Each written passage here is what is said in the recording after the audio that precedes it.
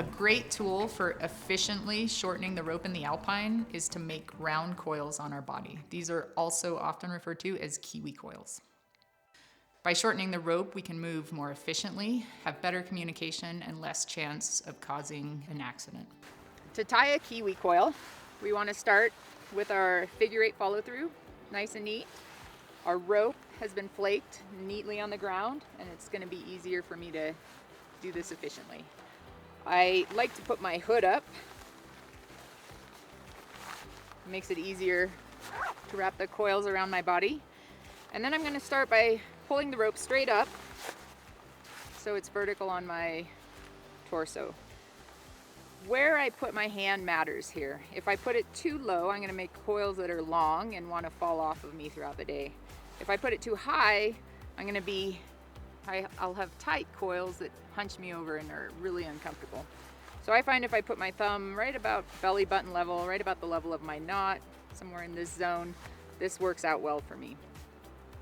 There's lots of different ways to tie, or several different ways at least, to tie a Kiwi coil. This is how I do it, and it's one way that works well, but there's certainly different stylistic ways people can do this. So I start with my first coil, and I want to make sure this is about right at the level that I want it at, and then I can tie all the subsequent coils fairly quickly.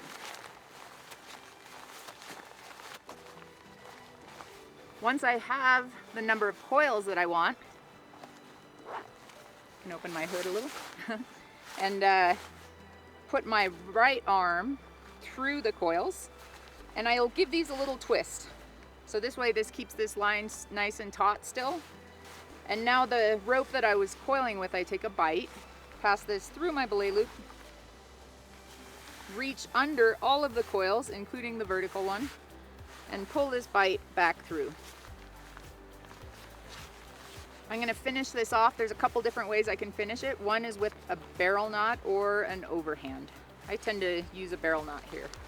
And then once I've tied that knot, I like to pull down, cinch down on this, and make sure it's pulling in a good spot. Here my coils are nice and tight. They're not going to fall off, but they're also not hunching me over. And now, if I'm going to be climbing with my rope shortened in this way, and if there's any chance that I might take a fall onto it, this is secure, but it's not incredibly comfortable to load. So I also like to add a clove hitch below and clip this into my belay loop. Lock it up. One thing to note with this clove hitch is I need to have just a little bit of slack. So if I load this, if I were to fall onto this, it will load on the belay loop, not on the Kiwi coils. If there's no slack here, it will still put some of that pressure onto the Kiwi coils. When I go to take the coils off, it's important that I don't drop this entire stack of coils onto the ground, as that will make a huge mess for me. Probably take me quite some time to untangle them.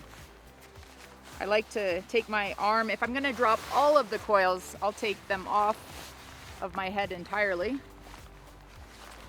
and then I can drop them quickly and easily, one at a time. And this is going to make for a neat rope stack to work with. If I'm just dropping a couple of coils, I'll usually leave them on my shoulder and just take them off of my head one at a time that way. There are several different ways that you can divide up the rope. The leader can take all of the coils. You can split the coils so the leader and the follower each have a set on their bodies, and this can work well if you're swapping leads. Or sometimes you might even want the follower to have all of the coils. One thing we've noticed is a lot of time in lower 5th class terrain, we see people trying to stretch it out and do really long pitches. There's often an argument for shortening the pitches up in those types of situations. It can improve communication, it can minimize rockfall, all of these things. And so what we've done here is Dale and I have each coiled in a portion of the rope on either end. And this is going to be effective because then we can swap leads. If one of us happens to be in the lead and gets to a point where we need more rope, we'll have it with us. But it also shortens the length of the rope between us. So we have about 100 feet, about half of the rope between us. And then we can do quick, short pitches as we go. Just to be clear here, we're not simul-climbing. We are going to do pitched climbing. Dale has an anchor. He's going to put me on belay. I'll be placing gear as I go, just like a normal pitch. But all we've done is we've used the Kiwi coil to shorten up the rope between us, which will make us more efficient over the course of the day. And both Dale and I have that nice clove hitch below our Kiwi coil, so if we were to fall, we'll load onto the belay loop rather than on the Kiwi coil.